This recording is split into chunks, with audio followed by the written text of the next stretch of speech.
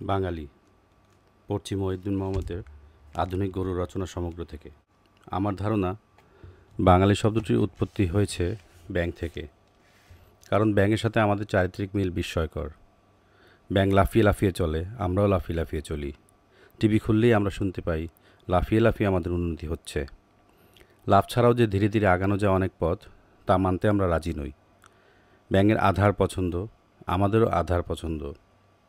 আলো আমাদের শত্রু, যা থেকে আলো বেরোয় তা আমরা দেখামাত্র ধ্বংস করি। একবার সূর্যকেও আমরা ধ্বংস করতে চেয়েছিলাম, কিন্তু নাগাল পাইনি বলে করিনি। তবে আকাশে সূর্যের টিকিয়ে রাখলেও মাটির বহু সূর্যকে আমরা ধুলোয় মিশিয়ে দিয়েছি। ব্যাঙের প্রিয় খাদ্য পোকামাকড়, আমাদেরও প্রিয় খাদ্য পোকামাকড়।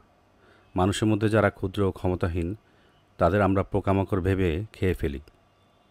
আমাদের জেলখানা ভরে আছে অজস্র পোকামাকড়ে। ব্যাঙ তার ডোবাকে বিশ্ব জ্ঞান করে, আমরাও তাই করি। আমরাও রাত দিন আমাদের ডোবা নিয়েই পড়ে থাকি। ডোবার বাইরেও যে জগৎ আছে, ওই জগতে যে রূপান্তর ঘটে যাচ্ছে, তা আমরা স্বীকার করতে প্রস্তুত নই। আমাদের সকল হাঁটা ব্যাঙের হাঁটা। হেঁটে আমরা কোনো দূরত্ব অতিক্রম করি না। 1000 মাইল হেঁটেও আমাদের অতিক্রান্ত দূরত্ব হয় শূন্যের সমান। ব্যাঙের মতো আমাদের চোখ ও মাথার উপরই ভাগে। সারাক্ষণ আসমানের দিকে তাকিয়ে চলি, কোনো কিছুকেই গভীরভাবে তলিয়ে দেখি না। ভাষা ভাষা গরিব দৃষ্টি নিয়ে আমরা মেঘের ভিড়ে খুঁজি ঈদের চাঁদ। ব্যাঙ পানি পান করে না, শরীরে চামড়া দিয়ে সে পানি শোষণ করে। আমরাও তাই করি। এক অঙ্গের কাজ আরেক অঙ্গ দিয়ে করি। সরল কাজ সরলভাবে করা আমাদের পছন্দ নয়। ব্যাঙ সমুদ্রে বাঁচতে পারে না, আমরাও পারি না। কোনো বড় এলাকায় আমরা টিকে থাকতে পারি না। এই ভয়ে আমরা বড় কোনো স্বপ্নও দেখি না। আমাদের সকল স্বপ্ন আমাদের ডোবার সমান। বাঙালি সমুদ্র পাড়ি দিয়ে কোনো নতুন দ্বীপ আবিষ্কার করেছে, এরকমটি শোনা যায় না।